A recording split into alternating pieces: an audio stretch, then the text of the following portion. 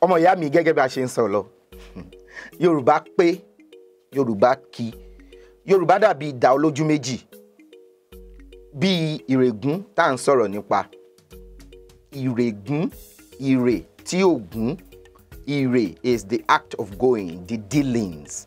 Gún means upright, stand, straight. Ìrè tí ògún, that means what you're doing that is not right. That is ìrègún. So it's like recounting what you've done for someone in an effort to remind them that you are the one. Without them, they can't function in that space, right? Ìrègún ò dáa, Yorùbá sọ pé ìrègún ò dáa. Ìrègún ò dáa. Ẹ má ṣe ìrègún, that means don't do the act of recounting your good deeds to someone. You've done it. Kájú, gbójú.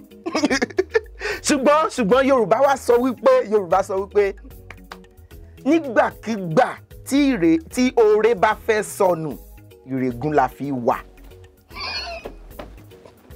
Nígbàkígbà tí oore bá fẹ́ sọnù, ìrègún la fi wà.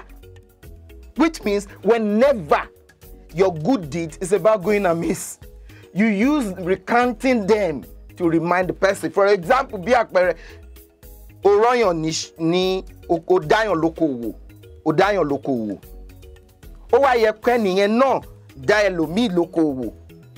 Kò wá fẹ́ ṣe, wàá máa sọ fún pé ibi tó dé yìí náà, tí ò bá ṣe pé àwa kan ràn ẹ́ lọ́wọ́, ò lè débẹ̀.